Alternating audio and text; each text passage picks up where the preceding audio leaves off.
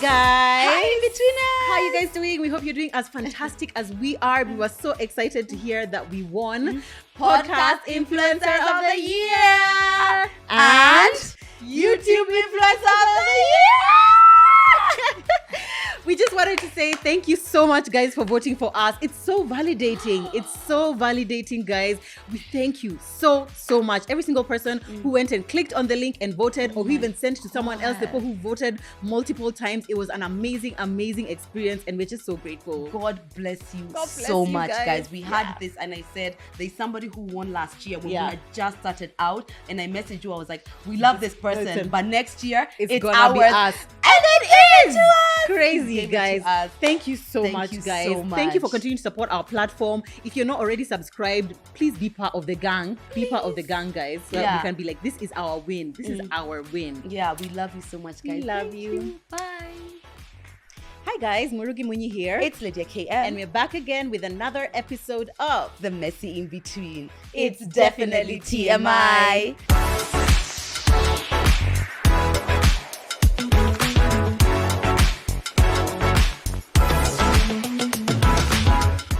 Bagging it. always. Hi, gorgeous. How you doing? I'm fabulous. How are you? You look fabulous. Thank you so much. I look like you. Yeah, now and you look like and I look like you. And then we Yeah. look, yeah. It's cute. I know. Yeah. If you've watched obviously the previous episodes, because you laugh at so much, you see I have been constantly with a straight, and Joe has been doing curly. Exactly. And Yeah. today. In fact, when I tried this one on today, I was like, I like wigs that don't have like too much volume. It needs to be somewhere in between, not too little, but not like overwhelming. You know what I'm saying? Like even if it's straight. Yeah. Straight. With straight. Nuh-uh. Yeah. What is straight and volume? What are you doing? What are you doing? Calm down. What are we doing? That's just weight. Okay, Naomi Campbell. Yeah. But yeah, you look stunning. Thank you. You too. Yeah, this is how I look, guys. When I have straight. You're in love with yourself now. Okay, I get it. Yes, I really do. You do. Welcome to another episode of TMI Podcast KE. That is the messy in between for those who still don't know. Actually, the other day I met someone who was like, "Oh, your team podcast." I was like, "I'm what?" Not Lydia Kim in Team Podcast. That's what she said. She was like, "Lydia Kim from Team Podcast." I was like, yeah. What? TMI please. Podcast, Lydia KM and Murugi Munyi. Yeah, people always get that one. So everyone was Why did I? Anyway, well, thank you so much, guys, for tuning in to yet another episode. We appreciate you so much for being here, for all the support in our previous episodes, as usual, guys. We are nearing kind of the end of the year, and to say that another year is closing while we are here, our community is growing, we are getting stronger, we're getting better, is a blessing, and we don't know how to thank you enough, except for being consistent and bringing you the best content we possibly can. I know, it's crazy to me that it's almost December, and I remember last December. Don't like talk to me. I know. Don't discuss that dark time. We went through a lot last December. But we ended up on top, okay? I can't even believe a year has passed. Crazy, right? A whole year. Do you know what? That gives me hope. Even me. This time next year as well is going to seem like... Everything is going to seem like... it's just like, oh, remember that thing that happened? That's exactly... And that's a sermon to you guys. That's a sermon, honestly. She's always giving us the best sermons. The best sermons. Anyway, thank you guys so much for being here. Please follow us on our social media handles if you're not already. TMI Podcast KE, Murugi Munyi, Lydia KM. We're on Instagram. We're on TikTok. We are on Twitter sometimes, but we're trying. And of course, YouTube and all podcast platforms, or most podcast platforms. By the way, if there's any platform that you guys are on that you wish TMI was on, please let us know, because there's like so many. So we are basically on like the major ones, like Castbox, Spotify, Google. Google, Apple Podcasts, things like that. But if there's one that you've gone to search for us and you can't find us, then please let us know, and we will be sure to make that happen as soon as possible. We definitely will, guys. If you're on YouTube and you have not subscribed, this is your weekly reminder that you're letting the team down. Honestly, you're letting the in-betweeners down. Pause, check, and confirm if you subscribed. Please. This is your second. Have you done it? Good. Now we can continue. Now you're part of the family. Before, I don't know what you are the outside person over there, but now you're part of the family. And speaking of family, one of the most requested topics for us to discuss is how to deal with toxic family members. Literally weekly. all the time. Literally, and I guess because of an episode a couple of weeks ago where we talked about my mother once told me, of course this has triggered a lot of experiences with people who have difficult relationship with their mothers or toxic relationship with their moms. And aside from that, of course, there are all the things that we discussed maybe here and there, some of our personal experiences with family members. And we thought it would be a really amazing episode to talk about how to deal with toxic family members, because I feel like almost everyone, we won't say everyone, we want to group you with our staff. Almost everyone has dealt with at least one toxic family member in their life. I think as we speak, you'll be able to notice, maybe sometimes you don't realize that a family member is toxic and they are, or sometimes you think a family member is toxic and but actually they are not, because not getting along with someone doesn't mean that they are toxic. 100%. Because they are somewhere saying that you are toxic. And maybe even by us talking, you might realize that you are the toxic family member. And it's okay to dislike family members, but they're not necessarily toxic. So actually after that episode, there's a message that we saw which made us really feel like this is a really important topic. So one of you wrote to us and you said, "Hey girls, I hope you're doing well. I'm a queen betweener and I've watched all the TMI episodes apart from the one you released today." So this was sent immediately after that mother episode came out, because the moment I saw the word mother, immediately I was triggered, because I have had the toughest relationship with my mom since almost 5 years now. And I thought it would get better, but it still hasn't. And at this point, I feel that I really need to talk to someone about it, because everything that happened between me and her is really messing me up. I would have gone for therapy, but I'm out of the country. I am currently working in Qatar and I don't know how to deal with this when I'm here. Please help a babe.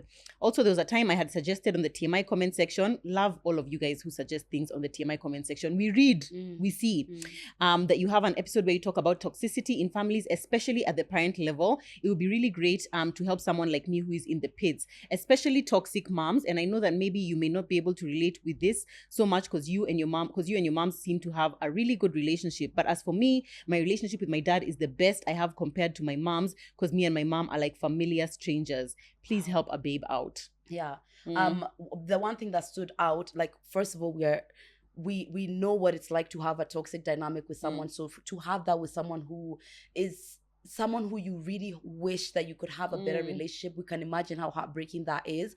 Therapy doesn't need to be face-to-face. My therapy is virtual. And I love it. It's so easy because I can just have it anytime in the middle of my day. I can never miss therapy because of it. So I would really suggest thinking about that. That's one option where you don't have to sit in your pain because you're not because of distance. You can even have therapists in Kenya giving you therapy wherever you are. So that's one thing that stood out for me. For me, what stood out is the fact that she said that the relationship broke down 5 years ago, and I'm like, okay, so probably they had a positive relationship, then maybe something happened, and then now it caused the relationship to deteriorate. You didn't really explain like what exactly had transpired, but that makes me feel like we also need to differentiate between me and this person don't get along versus this person is toxic, because there are many family members that even I don't get along with, but I don't think they're necessarily toxic, you know. So maybe let's talk about the characteristics. Or maybe what might have happened is, and this happens all the time, for example, I would say that my relationship with my dad, like what the full stop was done the beginning of this year, but all the things that have been happening toxic, so sometimes it's like as I grow as a person, I notice that there's some things I just can't take. Maybe you are always like this, but maybe I've just drawn the line now. I get that. And that happens a lot as we get older. So we wanted to just be clear about what toxic behavior is and give you guys some of the characteristics so that you can differentiate between I don't get along with Nancy and Nancy is a toxic family member. Exactly. So toxic behavior can include, so not just one thing, but can include not showing concern for your feelings, needs, or rights. And that's something people talk about all the time. It's like, when I say this is happening, no one is listening to me, or they don't seem to care how I feel about things. Acting harsh or critical, calling you names, violating your boundaries over and over again. Huge one. That's the key, especially something that's a boundary that's been communicated clearly. That's huge. Refusing to compromise with you on anything, acting entitled, always having to be right, feeling the rules don't apply to them, making unfair demands on you, enter black tax, not taking responsibility for their actions. So you've confronted them, you want to explain to them what they've done to you, but they won't to take accountability. Blaming others for their mistakes or their flaws, rarely saying they're sorry for something, wild mood and behavior swings and sessions of rage, lying and or guilting you to get their way, and manipulating you to get control or take advantage of you and others to get what they want. Wow. So I think with toxic family members, first of all, the list sounds like toxic people generally, not necessarily even family members. It's just like a toxic person could be a partner or whatever. A lot of these things on the list, most times it wouldn't be just one thing. I don't think someone doing one thing necessarily makes them a toxic person, because I feel like when it's one thing, for example, let's say not showing concern or care for you, sometimes what I think is showing adequate concern might not be what you think is showing adequate concern. There's a bare minimum level, but maybe as we're always saying, our expectations of our parents to show what concern or care is higher than what they have the capacity to give. So for example, I say, oh mom, I want to go to Brook House. No, you're gonna go to Kilimani Primary because that's what I can afford. Oh, my mom is toxic, she's not, it's kind of like it's probably a combination of a few of these that would lead you to label someone as toxic. That's what I think, right? Or maybe one thing consistently. Okay, if it's consistently like passing your boundaries or whatever, that's for sure. So one of them isolated consistently, or all of them are as a combination is what I would say. Have you had experience with toxic family members? Child, things are gonna be easier. Oh girl, in fact, if you're in Africa and you have not had a toxic family member, you're in like 0.1% of the population. Tell us honestly, what it's like to be you. God's favorite. God's favorite. I've had relationship with toxic family members. One primary parent, and like now maybe distant, like cousins, uncles, or whatever. My main issue or my main dynamic that's toxic is with my dad. And it's really it stems from just like who you are to yourself is who you're going to be to me. And of course, because of who I am to me, who you are to me is problematic. That's what's clashing, right? And one of the things that was really obvious is because I was trying to have my dad save me, I guess. My dad approve of me, finally, because we were separated when we were younger, because I wasn't raised here, my dad stayed here. When I came back, I was trying to fill that void. I was trying to have this, finally, it's not the distance anymore, like all the things you tell yourself are the reasons why you don't have that relationship were all moved to the side, and it still wasn't working. There are some other elements in as far as my dad's capacity to be a good and healthy dad that are nothing to do with him, but aside everything, it's still a toxic relationship dynamic, because it's always taking, never ever giving. So actually that's not on the list, but there's that. Same. Never I can relate to that ever giving, because a relationship is give and take. It's I care for you, you care for me. Another thing is there's never accountability of our actions. You are aware that you wronged me, you are aware that you disrespected me, you are aware that you might have insulted me, but there's no humility to come and say I'm sorry. Really sorry for what I did. I can imagine what has that done to you, or whatever. There's no acknowledgement of this long running BS we've been part of, no acknowledgement whatsoever. And then on top of that, because you are dealing with the ramifications of that toxic family member, what ends up happening is like, I am having to go to therapy, but we are trying to build a relationship. How is that even happening? How is it working? Because you're not taking accountability of what's happening. So at some point, I made a decision that I'm drawing a boundary where my presence, my relationship, my care, all of it shut down.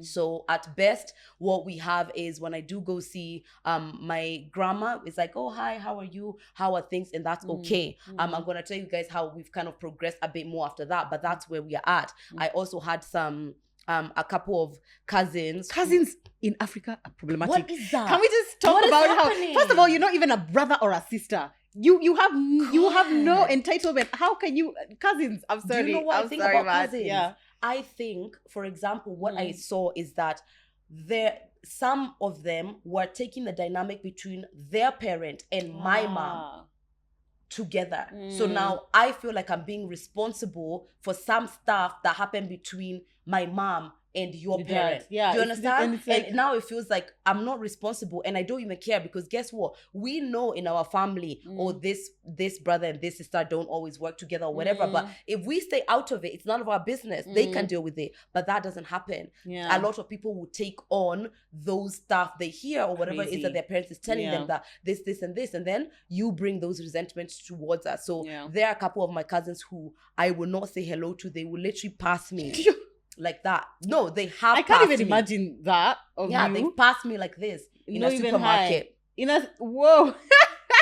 Like that, because I have to draw the boundaries, because what am I saying hello to you? It's not sincere. I don't care how you are. Hi, how are you? I don't care. It's not true. And it's because we've come to a point where it's just like, you want this to be bad and I don't want this to be bad. So since you have to have it as bad, let me step out. Let me step away. And this is a situation which, like, one of my cousins confronted me about something which they felt I did was a violation. And the first thing I told them is, I would never ever do something to hurt you. But please come at me in a way that you're aware of that. You can draw a boundary with me without coming at me like, you're disrespecting me or you're crazy. Yeah, exactly. Because that's who I am as a person. I would never harm someone on purpose.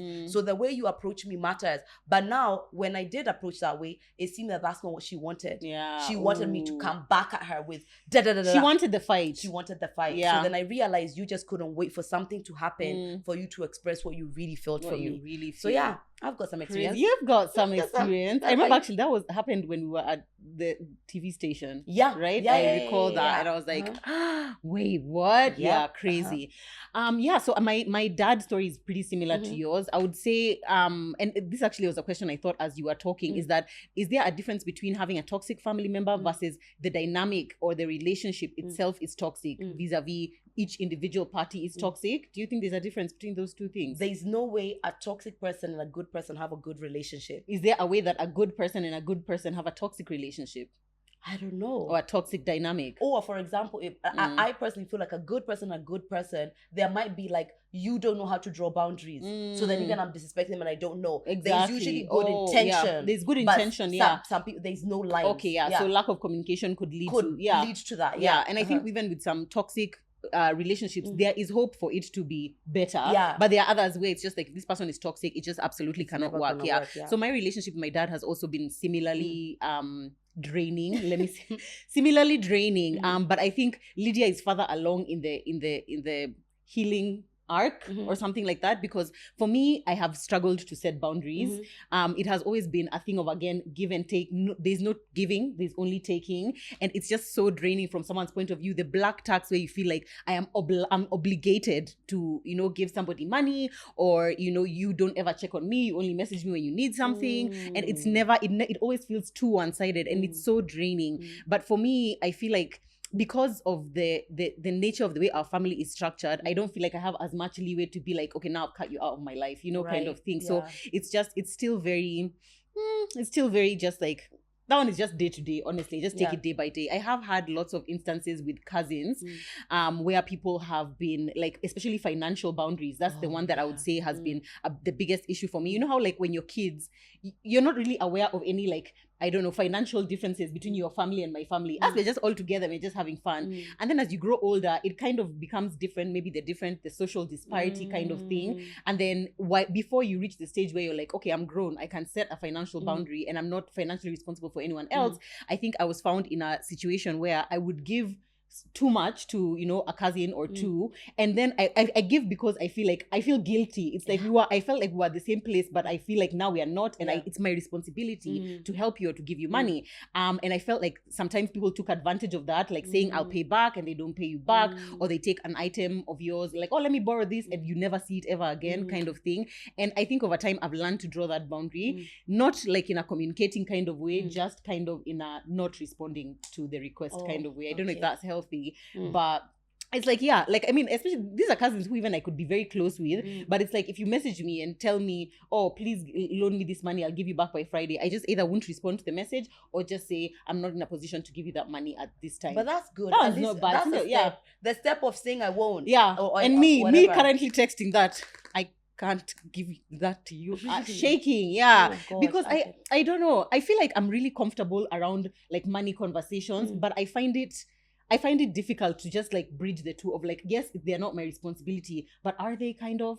But why are they? I mean, I don't know. But they're not. But they're absolutely not. I just find it so only your difficult. dependence. Yeah. Only your dependents are your responsibility, because honestly, that's a choice. That's an obligation you choose to be a parent. It's true. Yeah. Or if it's your mom, whatever obligation you put on yourself becomes that. That being responsible for others is something someone told you, or you learned that when you were younger. So African now it's a dynamic. Just kind of always felt like that, because I know I felt that way. With my dad, where I felt like, I mean, you know, he's your dad or whatever. And that's it. He's your dad, period. No other reason. And actually, I feel like when you start rationalizing anything around the fact that it's your mom, it's your this, that's a problem. Vis-a-vis, I've chosen to be responsible for this. There needs to be a different reason to do something aside for the fact that you exist in my life as my dad. There needs to be. What is that?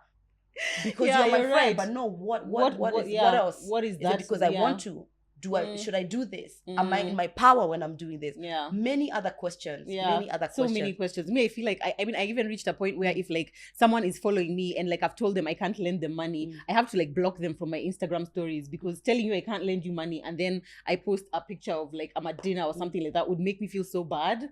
Really? It would make me feel so bad, because I'm just like, first of all, I want you to separate the idea that, you know, maybe that message probably didn't come to just you. Yeah. Just recently. Yes, girl. Just recently, someone was in my DM and they were just like, "Hi, Wabosha." No, not Wabosha. I know that, you know, I'm going through this or and I just need help, or I haven't eaten or something like that. So first of all, I know you copied and pasted this. Probably went to you as well, but you forgot to amend the name. And guess what? When you're in need, honestly, I do not look down on anyone for what you're doing to survive, because I've not been in that position. So maybe I copy and paste all of you guys here in the room, and I forgot, oh, Beryl is not Nancy. Here we are. So I do understand the desperation of being in a situation where you're just spreading out this message. But because of that spreading out, I also can't take it that personally. Yeah. I can't take it like, now that it's fallen on my lap, wow, now this is my entire responsibility. Yeah. I think it's good to give, but just because I have doesn't mean I have to give you particularly. I also find it a little bit disingenuous. Yes, of course you can. I mean, if someone is desperate,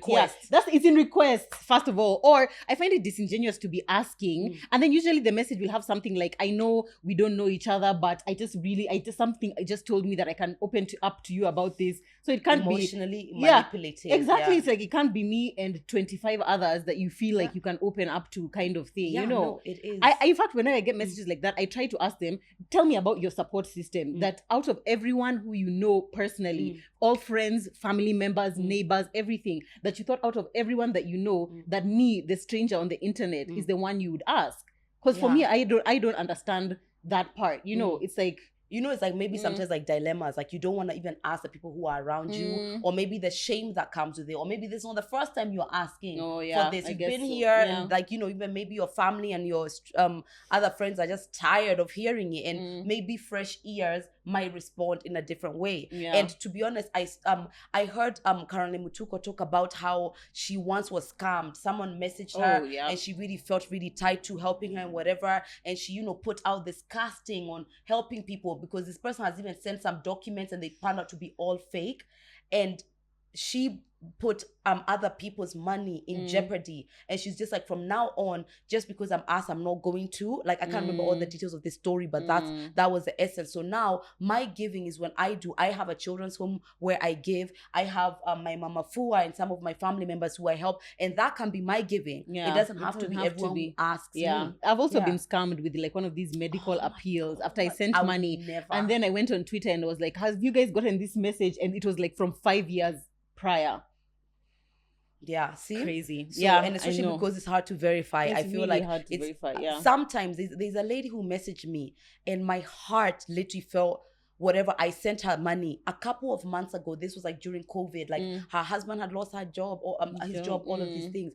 She randomly sent me money. She was like, I know you don't remember this, but a year ago, you helped me in a situation that I know maybe that was nothing to you. Wow. But I just wanted to pay it forward because things are better. He's in a job or whatever. And because my heart felt like, you know, your heart just feels it, and sometimes you do, but it's not always. Now we are not even talking about toxic family members. We are not. Anyway, we digress. Yeah. So there's if you Google how to deal with toxic family members, you're going to get all the list. So we're gonna go through some of those, but I have my own personal things that have helped me navigate that really you might not be able to find on Google. So we just go in and out. I would say the first one would be draw boundaries. That's the one. Set clear boundaries. Which we've done an episode on boundaries. I believe episode 20. And that, how do you know that? Because I knew we would get here and would say this, and we would need to know which episode. Smart. This is why choose your partners wisely. I tell you, my people. Episode 20 is on setting boundaries, so you can go there and just check specifically on how to set boundaries. I feel like at some stage in adulthood, you suffering with a toxic relationship is your own doing, is your own acceptance. And it's like, I get it when you're young, because a lot of the people who mess they're like, okay, maybe I'm 19 or like below 25 and I'm living with my parents or I'm dependent on them. I don't have money to be able to move out. How do I deal with this? I feel like that's completely different. From you're 30 years old, you have a job and you're still allowing yourself to be victim to, you know, that kind of toxicity. I feel like at that point, it's you who has failed to set clear boundaries. Yeah. When you're young and you're financially dependent, I mean, there's only so much you can do. There's only so much you can do. And if your mom's house, no, it's I mean, you have to just pass that stage. One of the things we do get is like someone would just tell me, my mom keeps saying this, or my mom keeps doing that, or my dad keeps doing that. You know, what do I do to stop them from doing it? What you really want is for them to wake up one day and stop doing them. But that's not going to happen. Because as a giver, you have to set the limit, because takers don't have those limits. So if you want your dad to wake up and decide, you know what, I've been mean enough. Now I've been mean enough, let me rest. That usually never happens. So it's you to set that boundary. And that's the hard thing. That is the hard thing. That's the hard thing you're avoiding, but that's the thing that you need to be able to put yourself in a better place. Boundaries can be even sometimes not going to see your mom as often or to see your dad as often. Boundaries can be, hey mom, please let me know when you're coming so that I can arrange sort of, you know, but start with, hey mom, I love spending time with you. And you know how I love you being in your home. Or if you want to lie, it's fine. And then say that, but I would love for you to just let me know beforehand so that I can prepare and I can make sure that the time we do spend together is more intentional. And there's ways to do it around boundaries. It can also be, from now on, I'm going to be sending you like X amount of money every month. And then because I'm trying to build myself, I also want to have some money to be able to do that. Instead of every whim, it's you. Can you buy me this? Can you do this? Exactly. Actually, I love that. The one of saying, once a month I can be able to send this is what I'm able to do. And of course, sometimes you can have toxic family members who push back and are like, no, but don't you earn 300,000 or how much do you earn? There are some things which you don't have to share with other people. I've seen lots of people even asking us like, oh, my parents are asking me how much I earn or whatever. I'm hiding from them. I'm keeping it a secret. It's not a secret. There's a difference between privacy and secrecy. And what you earn, you don't have to share that information with anyone, even if you're living under their roof. But if you are under an obligation, for example, if you're living under your parents' roof and they would like for you to contribute, think nicely about how you'd like to contribute and communicate that to them so that it's not just like whenever, whatever. Also, what you said about you can't expect that your dad is going to wake up one day and be different. Do you know that is a really painful pill to swallow? It's extremely the reality painful. That the way your relationship is now with your toxic family member, your mom, your dad, might be that way until they die or until you die. It's actually most likely going to be that way. It is not going to regress if it's into even worse pain, because people get worse with age, especially if the person is not keen on personal growth, on growing, on improving. It's probably going to take an even bigger nosedive. And it's really painful, but I feel like that's the first step in you being able to actually set the boundaries that you need to set.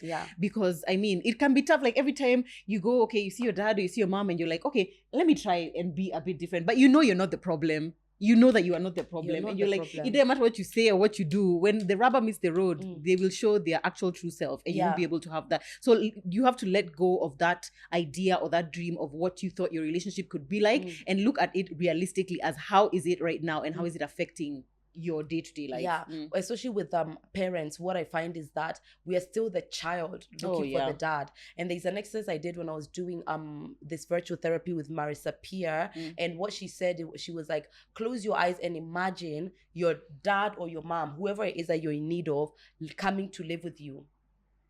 I've lived that, kind of. Yeah, they come to live with you and they're with you all the time because that's a need, right? All they do is just ask you, what do you need? How can I help you? Where can I go? Right? Actually, when you close your eyes and you think about that, me personally, I was just like, that's too much. Why? Because I'm an adult. I don't need that. So the way you don't think, even want that, yeah. You don't want that. You don't want that. You just want to. I just want her to be available. Them to be available when I need them. Exactly. Yeah. So now you can step into the adult dynamic that you actually need more than this. Why won't they validate me? Why won't they tell me I'm perfect and beautiful? You like that separates you from seeing that you're not a dependent the way that you think you are, and you're actually an adult. You don't need it as much. And I've grown up, and now where I am, I understand it's like my needs are very different from that child. You know, when the child takes over, all you want is for them to hug you and tell you, I'm so sorry for everything that I've done. Can I do that? But when you think about it as an adult, what I want you to take accountability and just maybe even be a safe person for yourself, because I don't need you like that, the way that I needed. So my boundary that I set was that I'm not going to have a relationship with my dad anymore. It's just, that's it. I'm not going to be calling. I'm not going to be texting. I'm not going to be calling on birthdays or anything. I'm not participating in the relationship at all. And that's because there's nothing. That's not a relationship. If it's one-sided, you're not in a relationship, sweetheart. You're on your own, pouring into a bottomless pit. And that's what I decided. My therapist told me that I was asking, like, am I doing this out of love or out of pain? But I think I've shared this before. You are allowed to do things out of pain to stop yourself from feeling any more pain. That's a valid decision. But where I am now is that his birthday is coming up. And where I feel I can be, or where I've evolved to now after a year of, these boundaries, is that I can do something where I'm not there. Because when I'm usually around him, I feel like my body is kind of anxious. I don't feel stable. I'm tense. So my presence, I'm still guarding that, but I can do something great for him. Maybe have my other cousins and other family members go and celebrate, because financially I can do that without feeling like I'm being it's encroaching on me. And that feels safe for now. So you can always adjust your boundaries as you go based on how you're feeling, and you can always make them more intense if you feel unsafe again. Exactly. I like the fact that you specified that it's been after a year, because most times you need to be very solid with the boundary for a period of time, because going back too soon or opening yourself up too soon you might not have like gotten used to what it's like to be this Lydia where you don't have dad and you're not constantly talking to him or constantly calling him or something like that. So it's important to have that, distance for a while if you can, before you're able to be like, okay, I'm only going to give you this much. Because if you go back too soon, you'll find, okay, I only want to give you this much, but because you've asked, let me just give you this much. And that in itself is a problem. Becomes a problem. There's also a part of his life where I'm required to be like, I guess, a guardian or like the carer or whatever. I've also taken that on. So I've set the infrastructure in place where anything he does need pertaining that aspect of his life where he is actually in need and he does require a guardian, I'm happily taking over that. But everything else, I've drawn a line, and it feels good. It just feels, I feel safe. Maybe I'm never gonna be happy about this, but I can feel safe. And the important thing is only giving what you feel, is not taking from you, because if it's like the finances, even I don't feel that bad giving finances, but it can't be like an amount which I'm feeling like, wow, I could have really done. Exactly. It should be something that to you, it feels like almost like nothing, because it doesn't really impact you. It doesn't. But if it's something that causes you to have to take from yourself, either financially, mentally, emotionally, then it's not worth it. And also no expectations. I don't expect anything from this. Genuinely. I don't even want anything. I even drawing a boundary as far as any communication. I don't want to have to talk to him or anything. Just you enjoy, and that's it. That's all I need. I can already sense somebody about to comment and say something like they feel that's harsh. Like, don't you feel like that's disrespectful? The Bible says to honor your father and your mother.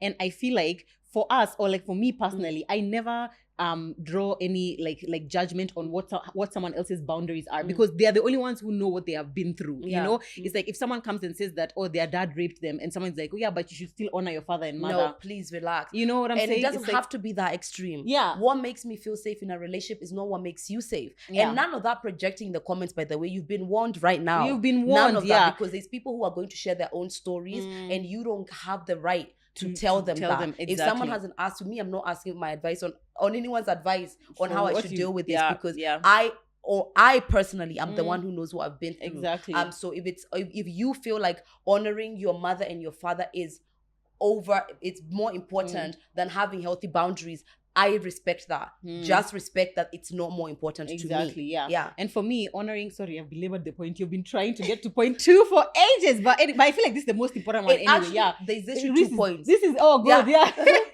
I feel like also, for me, honoring your father and mother could mean even respecting someone from a distance, because you not speaking to them, you not calling them or whatever is not dishonoring them. In fact, if anything, if you know that when you're together, it will disintegrate into an insult or someone throwing something or whatever, it's actually more honorable for you to just not engage with that person altogether. So I feel like, and also another thing that will show you that a relationship is toxic is how do you feel about yourself when you're around this person?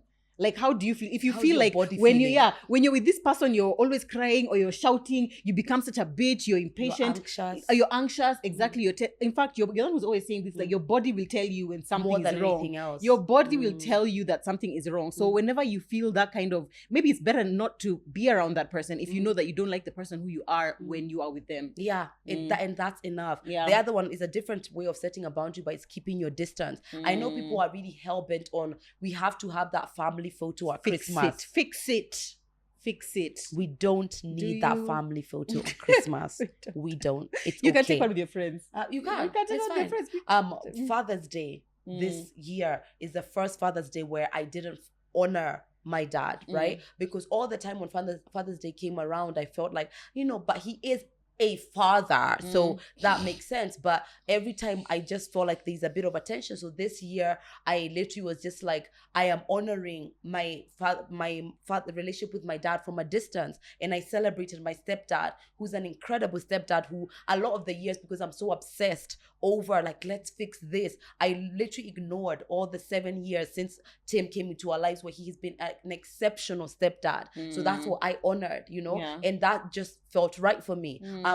So keeping distance is one important, which you really just need to accept that sometimes it's not going to be okay. Every time you go around your mom, you need to have therapy twice a week for a month.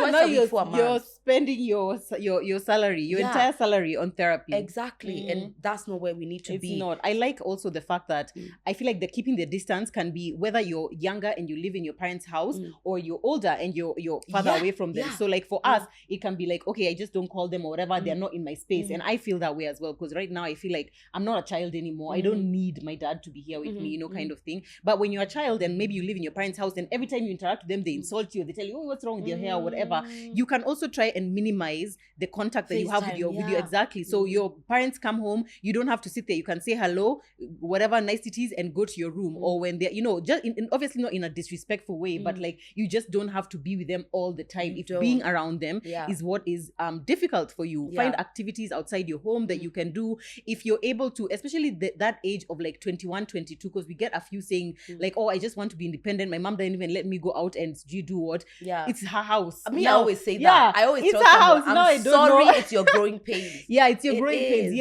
And the only thing I can tell you is like, maybe try and find work, try and start a business if you can, because empowering yourself financially opens up your options. Okay, if at 18 the law allows you to move out and go and do whatever it is that you want, so empower yourself financially so that you can make your own decisions. But if you're under them, then unfortunately it shouldn't be this way, that they use it as an excuse to trample on you. But if that is the case, the best thing you can do is just empower yourself financially. There's nothing else.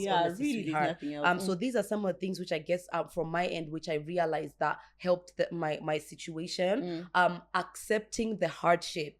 One of the things I see people battling is that you don't expect it to be hard to navigate this. You want it to be easy. But there's a reason biologically why it's extremely, almost impossible sometimes to detach from a parent, because you came here as a dependent, and them not giving you your needs and all of the things that you need, and makes makes them crave you in a different way. And the trauma that comes from not having your needs met by a primary caregiver especially are they're neurobiologically, they change you.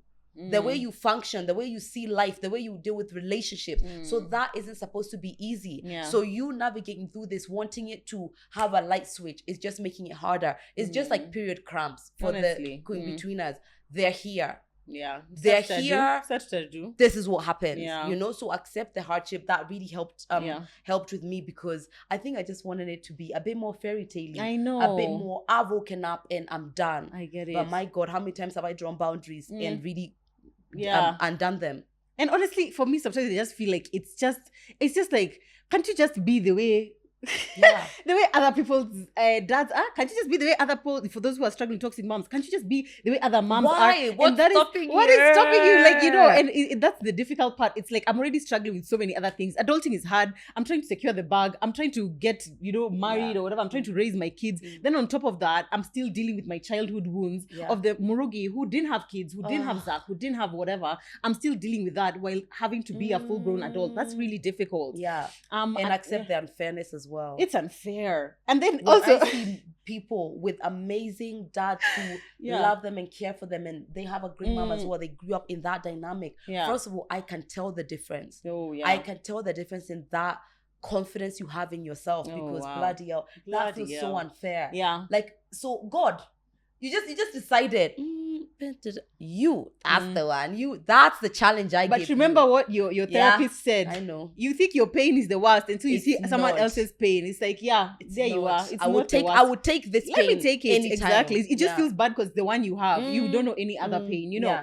And then another thing that I had to come to terms with is that sometimes you imagine when you're in this toxic relationship that the way you spend days and nights thinking about this person and how the relationship can be fixed and what's going to happen between us and whatever, you don't fool yourself that the other person is doing the same. They don't care. They're not even thinking about you. When they think about you, they're just like, hey, by the way, how much money will Lydia give me next time? That's all they're thinking. So don't sit there deluded that this person is having sleepless nights over your broken relationship. So why are you having sleepless nights over the broken relationship? Why? And when people say, I think I shared this, Nancy had asked me, would you be okay if, let's say, your dad passed away? I was just like, that's not a consideration in his mind.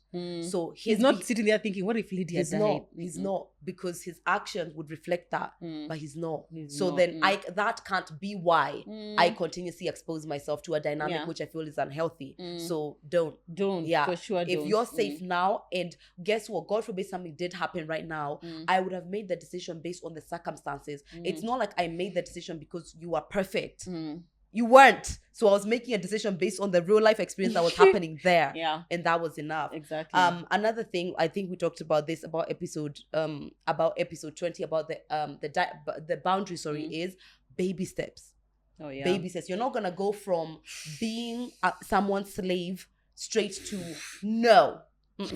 Start with soft nose. Can I think about it? Let me get back to you. Because the second you start with, if you say no, the guilt is overwhelming. If that's the first way you start, the guilt is overwhelming. But and you might not be able to do it. If you can't, great. In fact, sometimes I've seen like people, depending on what your character is like sometimes people are like, you know, you're just here and one day they move out of home and they never speak to their parents ever again. Never. You know, or you hear somebody woke up one day and shot their dad or shot their mom or something like that. Obviously, that's extreme, you know. But exactly. I mean, it's not so far. Really, except prison. Do you look good in orange? No. Do we wear orange in Kenyan prison? Then I'll be bullied. No. I will be the mask babe. I will be someone's bitch. And you know you're not going with these wigs. Oh God. Yeah. It's wig lines. It's the whole jail braids. Jail braids, literally. Yeah. But anyway, the point is that there are some people who are able to just go and disconnect completely. But I feel like that almost breaks you in a different way. Like this other one was breaking you like from being there. The one of like being completely gone might also break you in a different way. So I would say the baby steps and being able to just communicate and just say, even if you're going, just be like, so you know what, Lydia, I just don't think that I'm going to be able to keep calling you.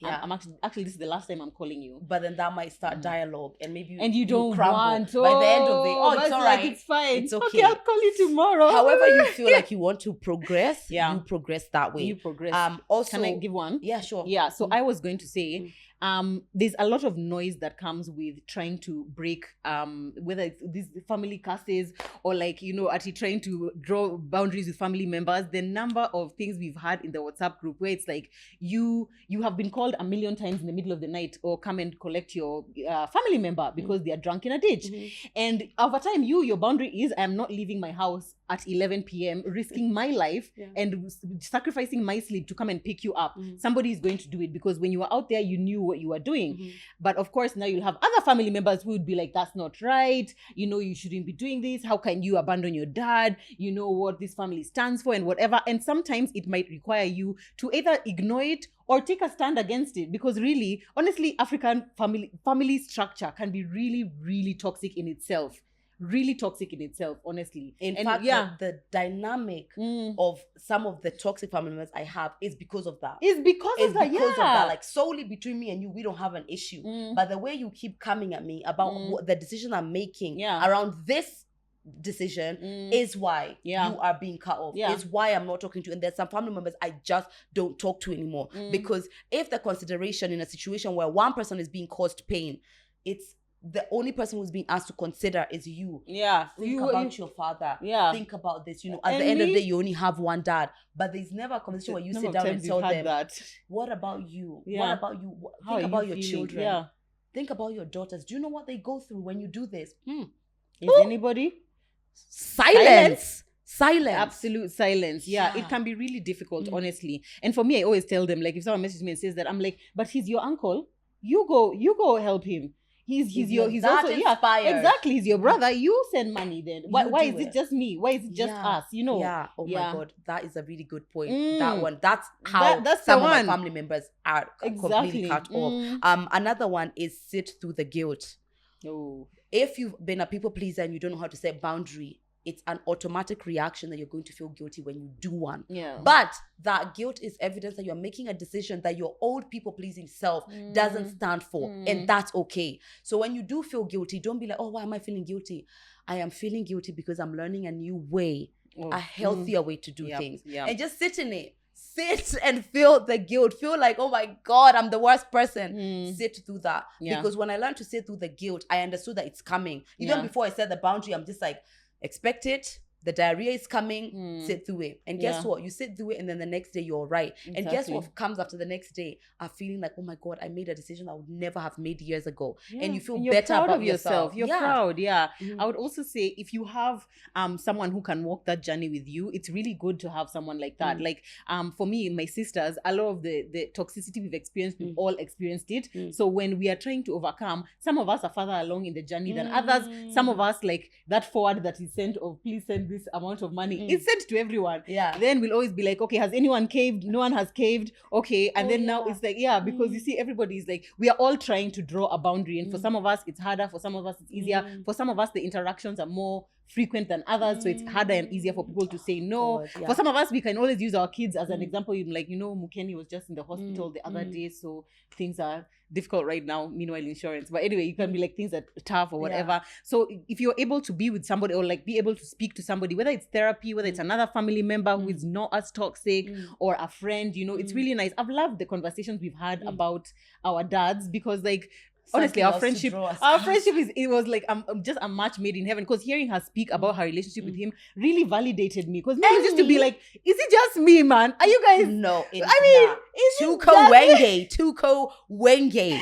It just make me just feel bad. Like, what is it about us that us we were so unlovable that you had to go and find solace in alcohol or whatever, And it's like, sometimes it's really affirming to be told, you are not the problem. You aren't the toxic one. Another thing is that has helped me is understanding that they are human, and the way their stuff manifests might not be like you, but it doesn't make it any less valid. And some people are deeper in their stuff than you are. My dad is twice my age. So imagine me without therapy, without working on anything, without dealing with my childhood traumas, nothing. Now, double my age. Who would I be?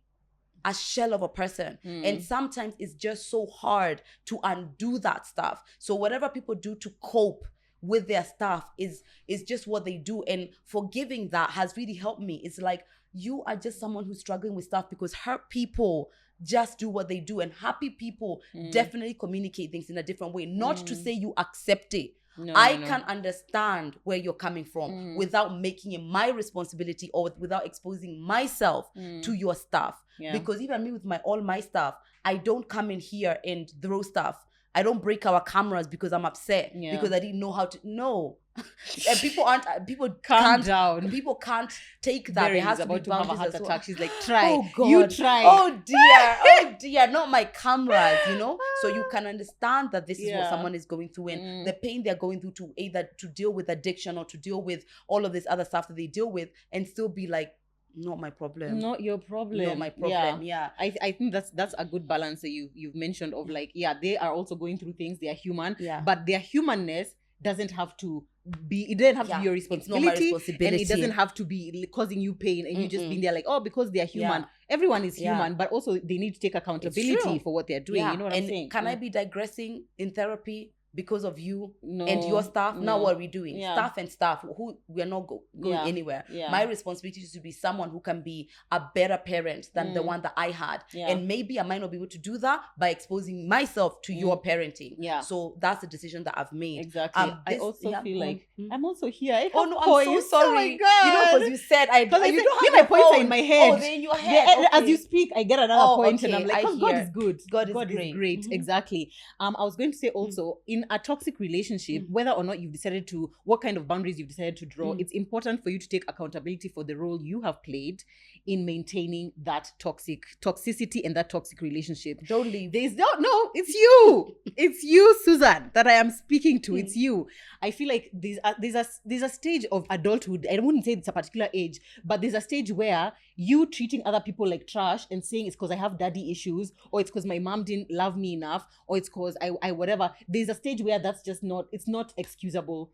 Very many people are going through different kinds of pain, and it sucks. Your mom was horrible or your dad was horrible, but you cannot now take that out onto other people, your relationship, for example, and now you're in bed and you're telling your you're telling your boyfriend to call you the name that your dad used to call you when you were a child. Let's sit in that. Let's unpack that in therapy. Exactly. So you have to take accountability for, obviously there was a stage where the toxicity was not something you couldn't do anything about, maybe when you were a child, but there's a stage where you are an active participant in the pain that was happening to you. And either you said yes to it, or you said no, or you failed to set the clear boundaries. But at some point you have to deal with it. You do. Like now you have to deal, because now you have a life, now you have kids. So are you going to be there with your little kids and just saying, me, my dad didn't love me, so that's why I can't hug you guys? I mean, take accountability now for your own actions so that it doesn't affect you. Like now, I would hate to be an 80-year-old who's still talking about daddy issues. First of all, me, I'm drawing a line. There has to be a time where this is no longer a conversation. Please, Honestly, I'm tired. That's it. That's a really good point. Also, the ladies in our DMs taking accountability for your boyfriend's mom stuff. Stop. He's drinking as a way of coping. We agree. He's avoidant as a way of coping. He's cheating as a way of coping. But that can't be your responsibility. It can't. If I leave him, he doesn't have anybody else. But you bear the brunt of all his stuff. You bear the brunt of him going around giving you STDs. You're bearing the brunt of his sickness, and he's not trying to get better. Good night. Yeah. There's one thing which I thought about the other day, and maybe we don't talk about it. Have you seen any like unsaid costs of drawing boundaries? Have you seen some of the things that are negative, even though you're doing something positive? Yeah, I guess so. Okay, if it depends. Like, for example, I just imagine a situation where I have to draw a boundary in my relationship with you, but there were some things that I was getting from you, and now I'm not going to be able to get them. Because sometimes, even the relationship is toxic, sometimes there are some benefits. There are still things that you like having with this person or whatever. Maybe if they are toxic, but they're the ones who had money, you having to draw the boundary means you don't have access to that money, things like that. Okay, there's one thing. First of all, me and my sister are in very different stages, or are doing our relationship with our dad very differently. My sister doesn't live here, and majority of the toxicity I've experienced because I live in Kenya. Anyway, so one of the things I've realized is that sitting in the fact that he might have a better one with my sister is a gentle heartbreak that I didn't really realize right? Because I'm there physically, let's say sometimes, and I'll maybe give my sister the phone so that they can talk, and they can talk for an hour or two, genuine maybe engagement, and I can't have that.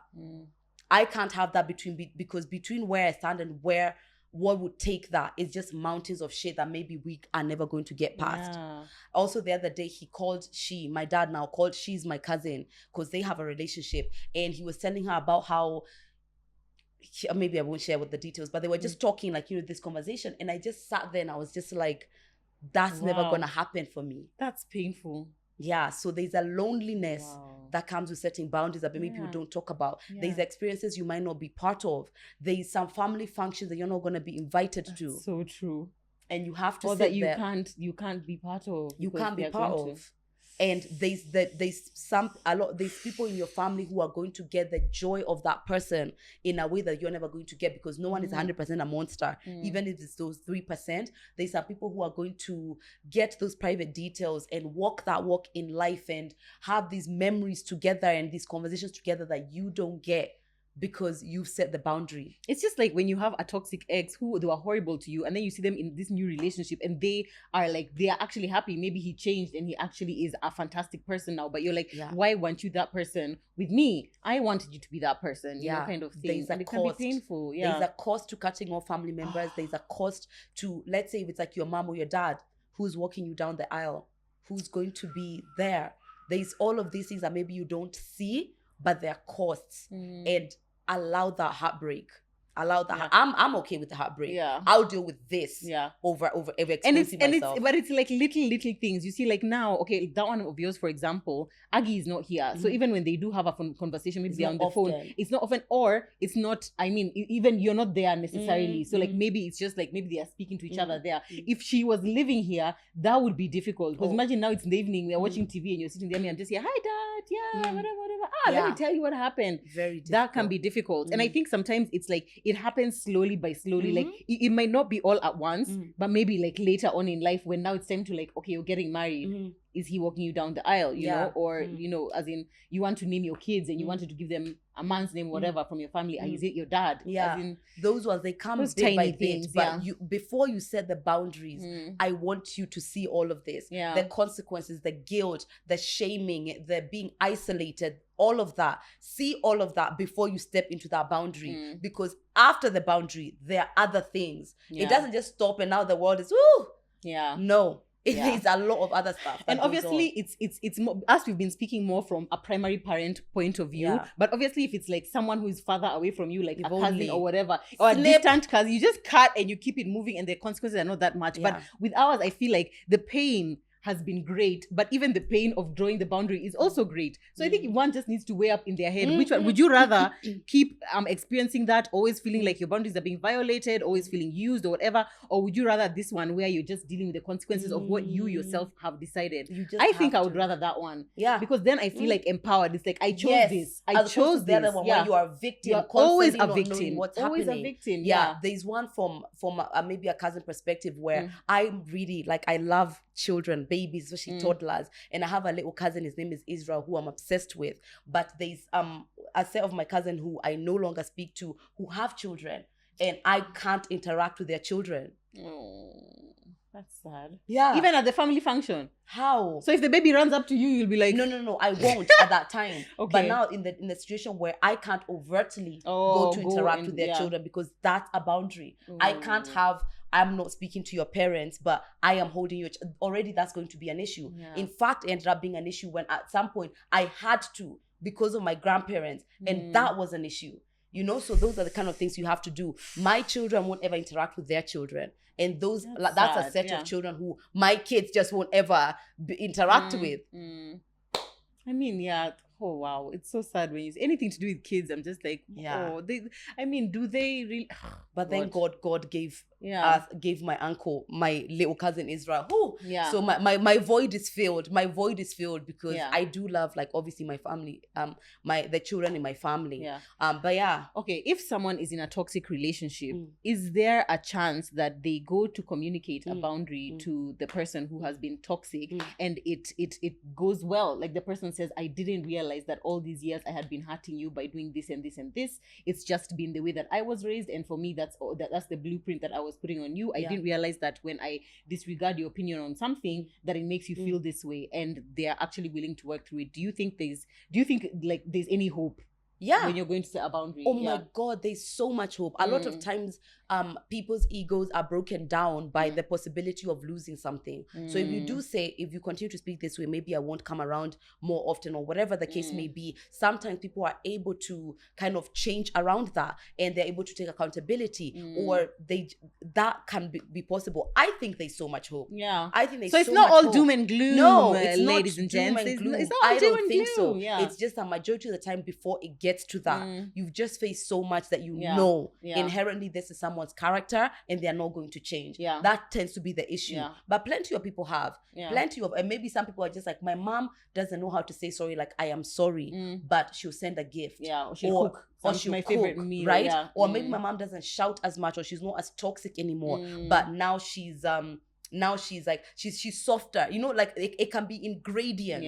It might not necessarily be like I've stopped completely. There is someone who told me that they drew a boundary with their mom and they stopped talking to their mom and whatever, but now their mom has changed and she finds herself craving that other dynamic because it allowed her to be toxic too, because my mom is shouting da da da da, and now I'm shouting, so now she doesn't know how to be, and now you have to face healthier mom. Now you have to face the toxicity in yourself. Yes, you have to face what is happening is that if you do have a toxic dynamic especially from a parent, there are some hormones that or some chemicals that you're used to, so that's what your body is craving. You don't want to be toxic, no one does. You're seeking familiarity, you're seeking that familiar dynamic, and you have to sit down in peace. That's something which I learned from a toxic relationship to a healthy one, and I had to deal with the fact that there's no shouting everyone, no one is doing things. I had to sit in peace and learn to deal with peace being the norm. So that's what you need to do as well. And if your mom is trying,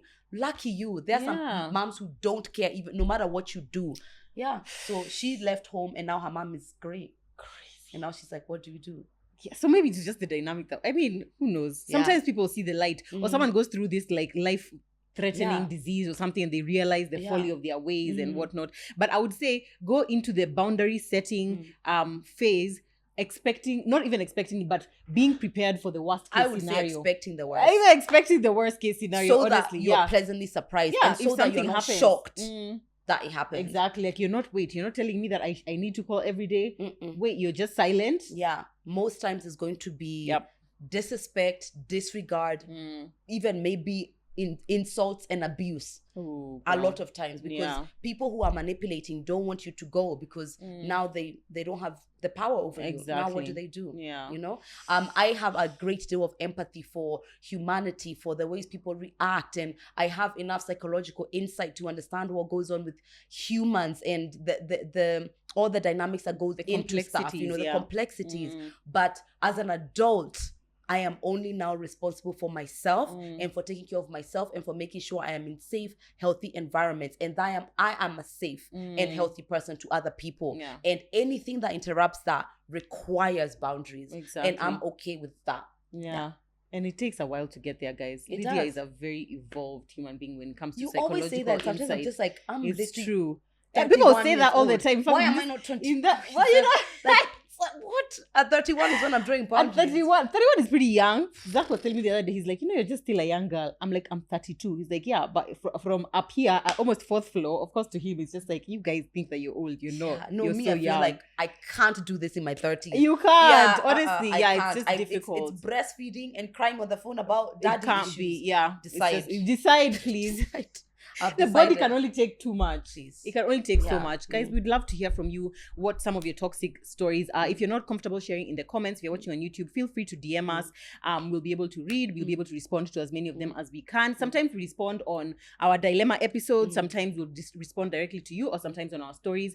So just feel free to share with us. We would love to know. And even just your thoughts on the things that we have shared. Do you have a toxic family member? Other ways of dealing with it, ways that you have found have helped? Have you overcome anything like that? we would love to know. Yeah. I would also suggest as we move forward that we humanize whoever we have the toxic dynamic with. There are some people who have gone through the worst of the worst things as children, but the demonizing of that person usually keeps us in victimhood, right? But understanding that person as a human being reminds you that you're human and you have the power as well to do something about it. So even as we're going through in the comments, let's try and have the conversation from a perspective of someone's humanity and my humanity and how we can move forward on it. I feel like that's a more progressive conversation instead of my dad's a dog. Yeah. Where do we go from there? Whoa. Where do we go from Where there? do we go? Indeed. Yeah. Wow. So anyway, this felt like we should have done this a while ago. Exactly. Yeah, this it felt like too, at episode 60 what? Honestly, 60 something for sure. 66. Yeah. Okay. Thank you. Thanks, sweetheart. But so I feel like it was we're in a readiness to have shared that.